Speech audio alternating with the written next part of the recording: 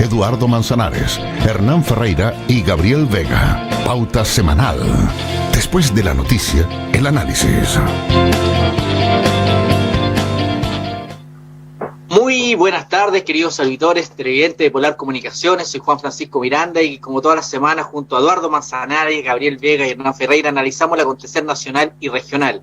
Decirles en este primer programa de Pauta Semanal y desearles a todos quienes nos escuchan, nos ven y nos han acompañado durante todo este tiempo, desearles un gran año en lo personal, en lo familiar, y por sobre todas las cosas, la salud les acompañe y que sea un año menos complejo que el anterior, pero con mucho optimismo y esperanza de que vamos a ir recuperando la mejor manera de vivir, las mejores condiciones para vivir.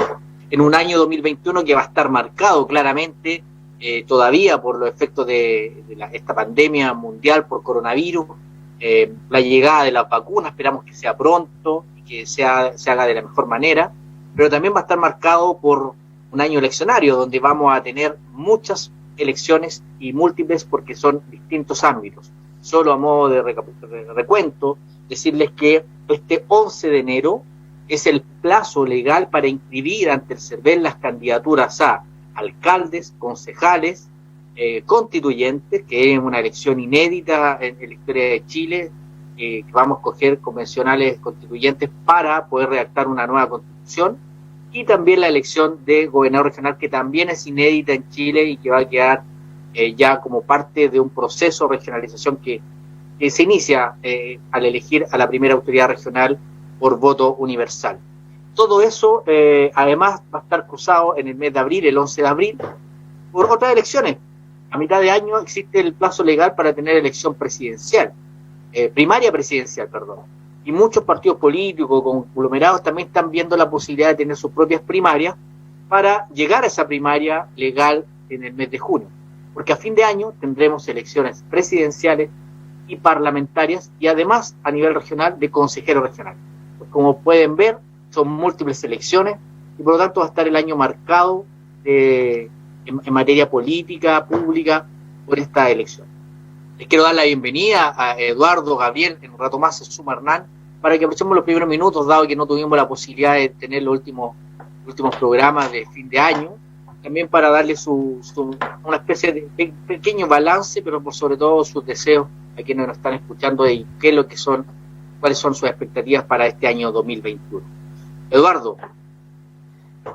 Bueno, un saludo a todos los oyentes que ven este programa y que lo escuchan también. Y mi expectativa es que superemos esta pandemia. Yo creo que eso es lo primordial. Si no superamos la pandemia, no vamos a poder seguir hablando de políticas públicas ni de ninguna otra tema, ¿no es cierto?, que sea importante para la población, porque la primera preocupación va a ser poder estar sano. Así que yo espero que este año, efectivamente, vía vacunación o la forma que sea necesaria, podamos enfrentarlo sin ese temor, sin esa espada de Damocles, que en alguna vez un parlamentario socialista dijo la espada de Pericles, pero era de Damocles. Claro. Eso es una historia.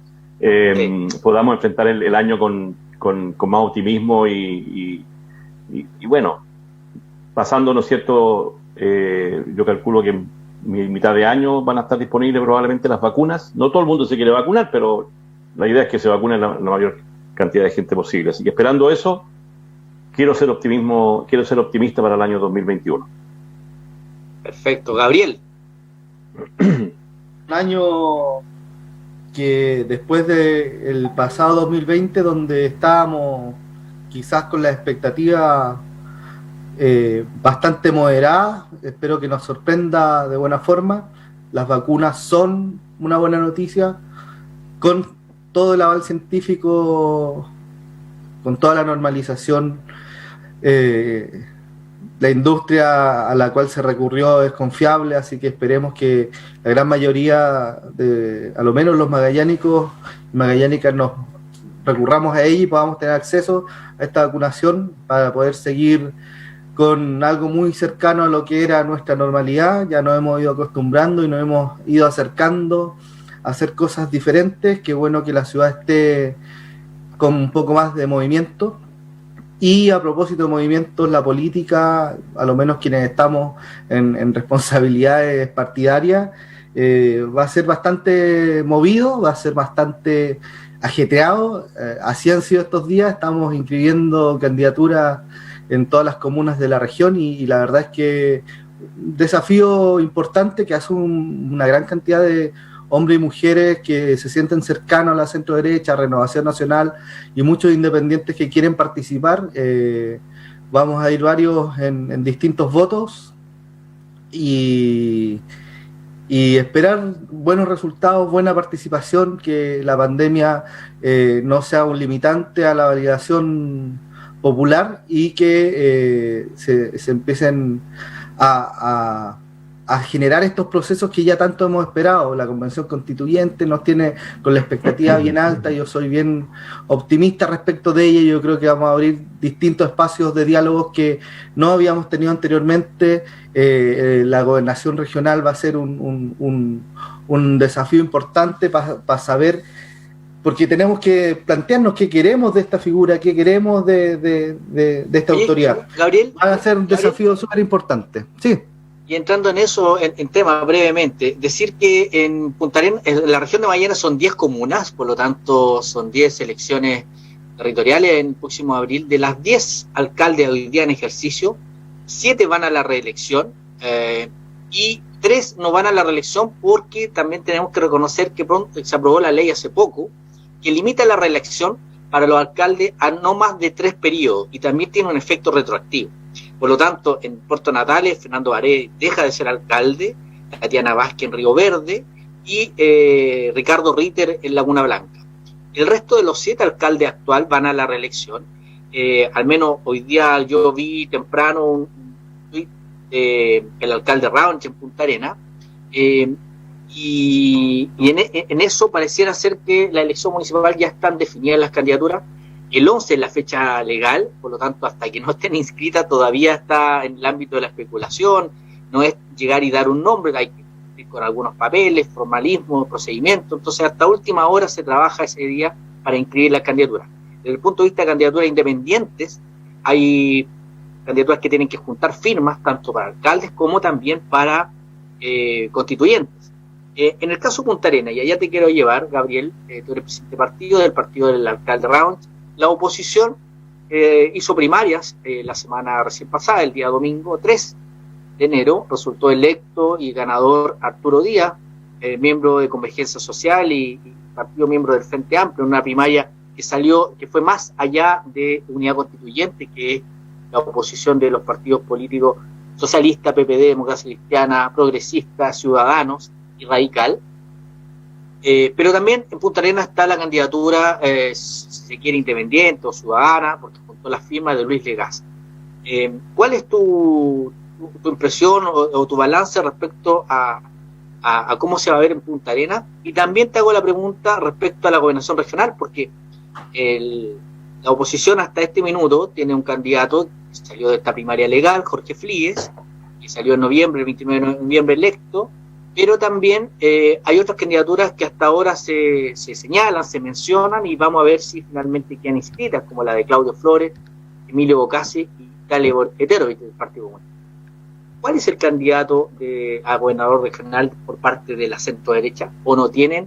Porque también se ha dicho que un candidato independiente como el ex intendente Matheson ha juntado la firma y iría como independiente. ¿En eso se omitiría la derecha en Magallanes?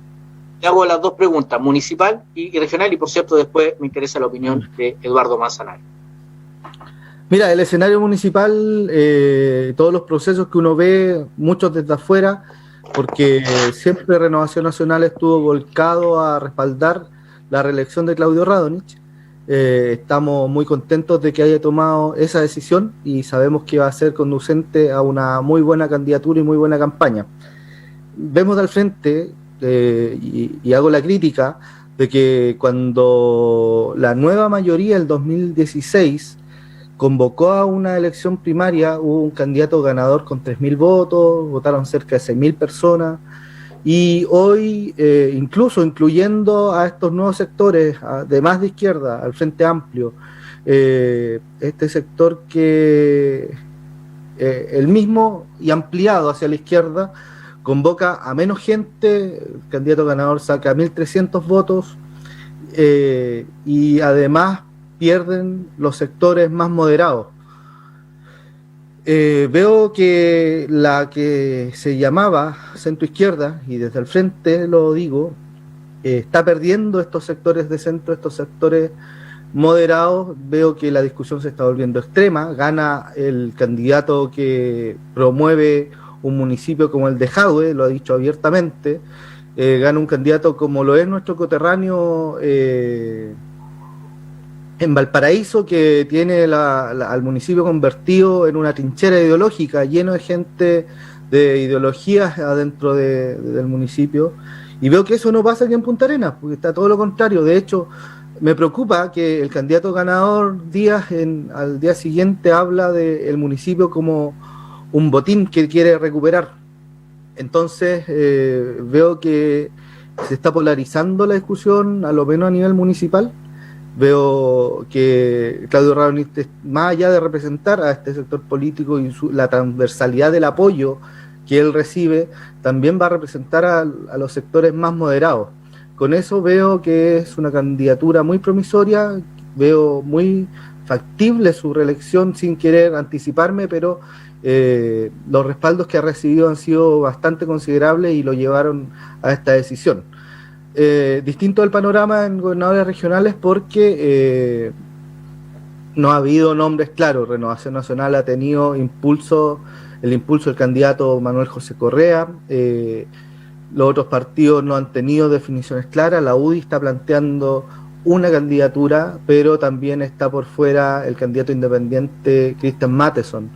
Manuel José Correa también está proponiendo una candidatura independiente, y lo que buscaba era el respaldo de Chile Vamos. Entonces, finalmente estamos justo en la etapa de definiciones.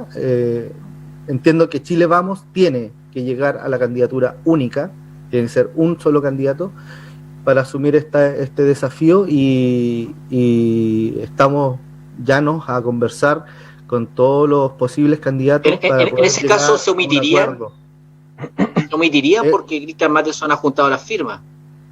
Es una opción. Yo creo que también, o sea, aquí tengo pendiente una discusión de bases de qué es lo que noticia en desarrollo, dirían los periodistas. Pero sí, estamos en eso.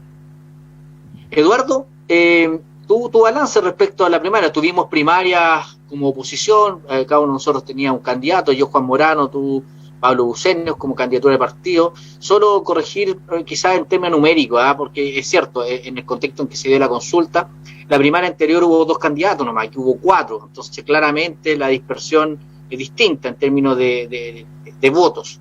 Pero ¿cuál es tu mirada? Porque yo lo decía en algunos otros espacios, la verdad es que me hubiese encantado que hubiese habido más participados, o sea, me hubiese encantado que hubiese estado Luis Legaza en la primaria, por ejemplo, para haber tenido un candidato único, realmente único de la oposición. ¿Cuál es tu mirada respecto a lo que ocurrió y sobre todo el tema municipal? Sí, en primer lugar, la verdad es que Gabriel no tiene ningún argumento propio para poder descalificar la baja convocatoria, porque ellos no van a tener primaria. Habría que ver si ellos hubieran tenido primaria, cuántos hubieran ido a votar en el contexto precisamente de pandemia. Mira, en general, como que no ha habido primarias de derecha para elegir candidatos. Los mecanismos de primaria efectivamente representan un importante avance democratizador desde el punto de vista, ¿no es cierto?, de la representación, ¿no es cierto?, que logran determinados sectores en estas disputas electorales. Pero yo diría que la primaria que realizamos nosotros fue una primaria bastante improvisada. Yo creo que fue casi un simulacro democrático, porque faltó difusión, porque hubo una discreta participación efectivamente, por distintas razones. En particular, ¿no es cierto?, por el tema de la pandemia, ¿no es cierto?, que sea difícil. En segundo, porque no era ni primaria legal ni era primaria convencional, es decir, no tenía la argumentación, ¿no es cierto?, de un organismo del Estado que pudiera supervisar y garantizar, ¿no es cierto?, la transparencia del mecanismo. Y por lo tanto, obviamente, a mi juicio, fue una primaria que tenía todos los ingredientes de no tener, ¿no es cierto?, un criterio que permitiera más participación. En particular, con respecto a los partidos, yo creo que lo dije en un comentario que ha sido publicado, había un acuerdo, ¿no es cierto?, para que participaran 5 partidos, incluyendo cada uno con su candidato, ¿no?, incluyendo el Frente Amplio y el Partido Comunista. No obstante aquello, una vez terminado el acuerdo, el Partido Comunista se baja y termina respaldando un candidato, lo cual, a mi juicio, produce un tremendo desbalance desde el punto de vista de la expectativa, porque claro, si tú sumas 2 partidos, estamos hablando de que la mayoría de los que votaron eran militantes. Por eso yo digo que era un simulacro democrático, la mayoría son militantes y simpatizantes. Acá no hubo la participación ciudadana, eso sería un engaño decirlo, precisamente porque habían 4.000 personas. Moncho Lobos solo sacó 6.000 votos en la última primaria que hicimos nosotros, ¿no es cierto?, cuando compitió con Eugenia Mancilla, que sacó 5.000. Entonces, yo tengo mi crítica profunda al hecho de haber hecho una primaria en esas condiciones. En el momento en que se bajó el Partido Comunista y terminó apoyando al candidato del Frente Amplio, los otros partidos deberían haber impugnado la posibilidad de hacer una primaria y haber llegado a un acuerdo, porque yo hago el siguiente análisis: ¿qué hubiera pasado si el Partido Socialista hubiera resignado su candidatura en función de otro candidato? El resultado habría sido distinto, ¿no es cierto? De hecho, la candidata del PPD sacó casi 1.200 votos, sola. Entonces, bueno, hay mucho análisis que hacer. Yo, en particular, no creo que todo tenga que resolverse vía primarias. Hay momentos en que los partidos tienen que madurar, ¿no es cierto?, y decir, bueno, cuáles son las mejores opciones. Yo creo que hay un excesivo optimismo y de repente tendemos, ¿no es cierto?, los partidos políticos a construir el camino en base al grito de la calle, y eso no es necesariamente siempre bueno. Lo concreto, lo cierto, es que acá hubo acarreo, a ti te consta, ¿no es cierto, Juan Francisco? Y una discreta participación finalmente. No creo que haya sido. Ahora, dicho eso, respecto a lo que dice Gabriel, que perdieron los sectores moderados, yo le quiero recordar que el 66% de los votos los sacaron esos sectores moderados. Es decir, mirado al punto de vista del conjunto de la votación, terminó apoyando a los que tú denominas como moderados, que yo no sé cuál es el criterio para determinar quiénes son moderados o quiénes no. Yo no tengo esa claridad. Pero bueno, fue un ejercicio, se hizo. El candidato que salió ganador, en este caso Arturo Díaz, tiene una misión ahora, que es lograr convocar al conjunto de los que perdieron, entre comillas, para que lo acompañen en esta nueva campaña electoral que va a ser bastante compleja, porque van a competir con un candidato que tiene un despliegue territorial desde hace 4 años, ¿no es cierto? Es el alcalde en ejercicio, tiene los recursos, y la derecha, que no hizo primaria, tanto que Gabriel la critica, lo designó sencillamente a dedo, ¿no es cierto? Como el dedo de Lagos, así tú eres el candidato. Así que, bueno, va a ser una contienda, ahí sí que va a haber una contienda democrática. Yo espero que nos vaya bien. La tarea fundamental acá es del candidato ganador, de acercarse, ¿no es cierto?, a los perdedores, a los candidatos perdedores y a los partidos perdedores para conformar una alianza estratégica electoral, ¿no es cierto?, que permita ganar. Eso en respecto al tema municipal. Respecto al tema de la gobernación, también hay un tema que salta a propósito de la primaria, porque hay una cuestión que obviamente es una paradoja, que el candidato que ha sido elegido en primaria, ¿no es cierto?, que es el ex intendente Fríes, no va a tener el apoyo, ¿no es cierto?, de los candidatos, ¿no es cierto?, de los partidos que participaron en la primaria, ¿no es cierto?, que se hizo, que en realidad fue una primaria, que fue una consulta ciudadana. Y eso también es un tema que va a tener que resolverse, porque si no, efectivamente, ambas cosas se coluden para poder dificultar el tema, ¿no es cierto?, de apoyar al candidato al municipio versus apoyar al candidato a gobernación. Tarea para los partidos políticos, tarea para los candidatos, y yo espero que prospere el buen criterio, el buen juicio. Hemos dicho hasta el cansancio, uno de los problemas que tiene la centroizquierda en general en el mundo progresista es la falta de capacidad para unirse. Eso es lo único que tuvo de bueno, a mi juicio, esta primaria, que lograron a todo el mundo unirse, ¿no es cierto?, para enfrentar en esta primaria. Pero no estoy tan seguro que eso se logre a continuación, y por eso que esa es la tarea más importante que tienen hoy día los dirigentes políticos de la centroizquierda o del progresismo, de lograr la unidad para poder derrotar a la derecha en las futuras elecciones. No hay otra forma de volver a recuperar los gobiernos locales y regionales y nacionales si no es con la absoluta unidad. Y en eso la derecha aprendió la lección que nosotros durante 30 años construimos y nosotros la hemos olvidado. Espero que la recordemos prontamente. Convengamos en que de aquí al 11 de enero hay que inscribir las candidaturas y distintos partidos políticos, coaliciones, personas independientes han definido distintos mecanismos. Claramente la derecha nunca ha elegido primarias para elegir a sus candidatos, al menos en Magallanes, para ningún cargo. Es el método que utilizan ellos. ¿Será legítimo o no legítimo? Yo no lo cuestiono, simplemente después la elección se ve si es exitoso o no. La centro izquierda hace rato también está instalando estas primarias, donde ganar una primaria no es condición suficiente. Lo cierto es que lo bueno de esto es que tanto la primaria de gobernador como la primaria de alcalde se hace con, entre comillas, 3 meses de anticipación de lo que es la elección final. Por lo tanto, el trabajo lo tienen precisamente los liderazgos que están en estas candidaturas, tanto a nivel gobierno regional como alcalde, porque Eduardo ha dicho un tema no menor. En alguna elección vamos juntos con un sector político de la oposición, como es el Frente Amplio, pero el mismo día, hasta el día de hoy, vamos compitiendo en los cargos unipersonales, que en este caso gobernador regional. Distinto es el caso de las concejalías, porque ahí hay pactos que efectivamente es una elección distinta, pero en la elección unipersonal para elegir un gobernador o un alcalde, al menos en un escenario municipal iríamos juntos, pero en un escenario regional estaríamos separados. Y claramente eso tensiona un poco, o confunde, o pudiese confundir el electorado. Pero tanto nuestro sector de la oposición como, en este caso, el oficialismo, tienen un verano intenso, porque aquí, por más que nos pongamos de acuerdo, dirigentes o sectores políticos, finalmente la última palabra la tiene la ciudadanía. Y ahí es precisamente la propuesta, que yo creo que es la que debe convocar, debe aunar, y en esto es súper clave el diálogo, porque el hecho de imponer o imponerse en una primaria no necesariamente significa que tengas que descartar o desechar lo que han dicho o han propuesto las otras candidaturas. Más en el caso municipal, donde hubo muchos candidatos y la diferencia fue tan baja en términos de un resultado u otro.